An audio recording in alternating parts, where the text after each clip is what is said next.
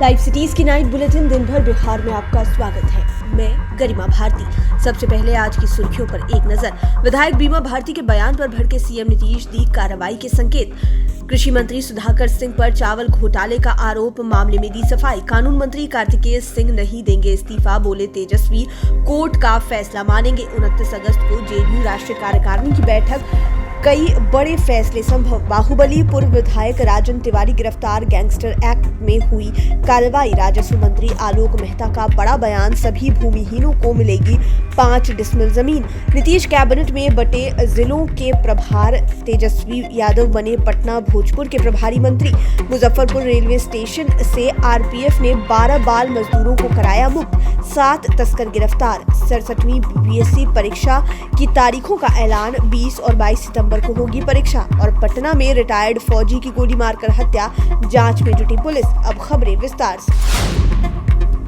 मुख्यमंत्री नीतीश कुमार विधायक बीमा भारती के बयान से काफी नाराज है। मुख्यमंत्री ने कहा कि बीमा भारती ने जो भी आरोप लगाया है वह सही नहीं है। हर किसी को मंत्री नहीं बनाया जा सकता।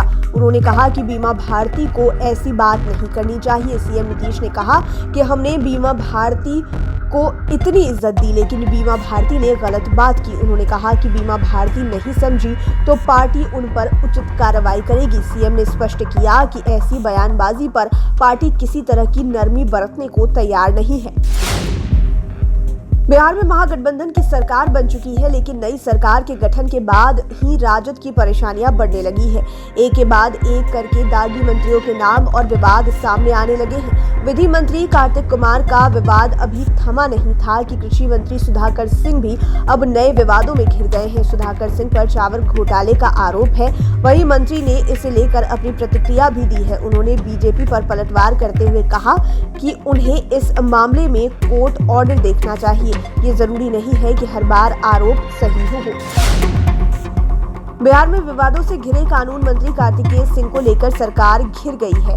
इस मामले में सफाई देते हुए डिप्टी सीएम तेजस्वी यादव ने बीजेपी पर निशाना साधते हुए कहा कि उनके पास सिर्फ आरोप लगाने के अलावे और कोई काम नहीं रह गया है। तेजस्वी ने कहा कि 15 अगस्त को जब से 10 लाख नौकरी और 10 लाख रोजगार देने की घोषणा की, तब से बीजेपी के लोग असहज हो गए हैं। तेजस्वी ने साफ साफ संकेत दे दिया कि इस मामले में कोर्ट के फैसले को ही अंतिम मानेंगे।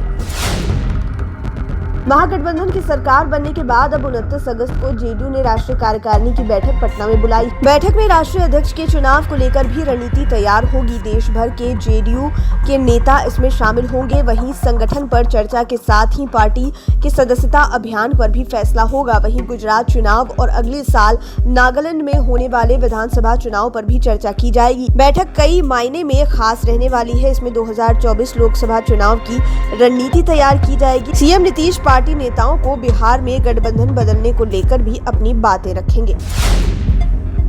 बाहुबली पूर्व विधायक राजन तिवारी को रक्सौल में पुलिस ने गिरफ्तार कर लिया है। मोतिहारी पुलिस के सहयोग से उत्तर प्रदेश पुलिस ने राजन तिवारी को हरैया ओपी क्षेत्र से अरेस्ट किया है। रक्सौल डीएसपी चंद्र प्रकाश ने गिरफ्तारी की पुष्टि की है। आपको बता दें कि गैंगस्टर के एक मुकदमे में पेशी पर आने पर राजन तिवारी की गिरफ्तारी के लिए उत्तर प्रदेश के गोरखपुर एसएसपी ने सीओ कैंट श्याम देव के नेतृत्व में 3 टीम गठित की थी। आपको बता दें कि यह मामला 17 साल पुराना है।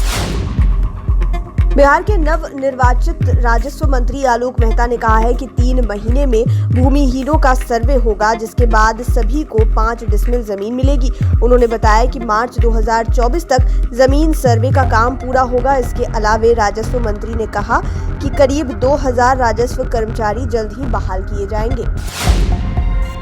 बिहार के नीतीश कुमार कैबिनेट में सभी मंत्रियों को जिलों का प्रभार बांट दिया गया है। डिप्टी सीएम तेजस्वी यादव को पटना और भोजपुर का प्रभारी मंत्री बनाया गया है। मंत्री विजय चौधरी को नालंदा और शेखपुरा की जिम्मेदारी दी गई है।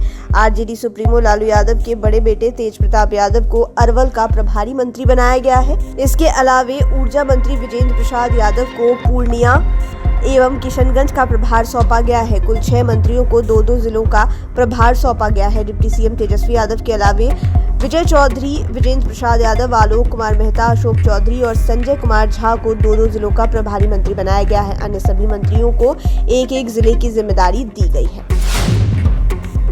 बिहार में अपराधियों पर पुलिस का खौफ खत्म हो गया है। ताजा मामला कंकड़बाग इलाके का है, जहां रिटायर्ड फौजी की गोली मारकर हत्या कर दी गई है। बदमाशों के हौसले इतने बुलंद हैं कि उन्होंने एक मोटर शोरूम में घुसकर गोली मारी है। वारदात से पूरा इलाका दहल गया है। वहीं स्थानीय लोगों की सूचना पर पहुंची पुलिस ने वारदात की जांच शुरू कर दी है। पुलिस ने स्थानीय लोगों से पूछताछ शुरू कर दी।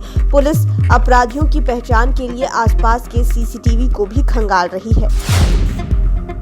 मुजफ्फरपुर रेलवे स्टेशन पर अचानक अफरा तफरी मच गई जब हाजीपुर आरपीएफ के निर्देश पर मुजफ्फरपुर जीआरपी आरपीएफ की संयुक्त टीम ने कर्मभूमि एक्सप्रेस ट्रेन में जांच शुरू की। इस दौरान रेल इंजन के पीछे वाले कोच से 12 नाबालिग बच्चों के साथ 7 तस्करों को भी पकड़ा गया। बच्चों से पूछताछ के दौरान पता चला कि ये तस्कर उन्हें कारखानों में मजदूरी कराने के लिए लुधियाना लेकर जा रहे थे। वहीं रेल पुलिस ने तस्कर से सख्ती से पूछा तो आरोपी ने बच्चों से फैक्ट्री में बाल मजदूरी कराने की बात स्वीकार ली। बिहार लोक सेवा आयोग ने 67वीं प्रारंभिक परीक्षा की तिथि को जारी कर दिया है। परीक्षा 20 और 22 सितंबर को आयोजित होगी। बीपीएससी ने 2022 के परीक्षा कैलेंडर में 67वीं पीटी परीक्षा अगस्त के अंतिम सप्ताह में लेने की बात कही थी, लेकिन अब तक ठीक से तैयारी नहीं होने पर इस माह परीक्षा नहीं ली जा सकेगी। आपको बता दें कि 8 मई को बीपीएससी 67वीं पीटी परीक्षा का प्रश्न पत्र लीक हो गया था। इसके बाद सभी सेंटरों की परीक्षा रद्द कर दी गई थी। लाइव सिटीज की नाइट बुलेटिन में फिलहाल इतना ही। खबरों की दुनिया में बने रहने के लिए हमारे चैनल को सब्सक्राइब करें। ये वीडियो फेसबुक पर देख रहे हैं तो पेज को लाइक करें। आप हमें ट्विटर पर भी फॉलो कर सकते हैं। धन्यवाद।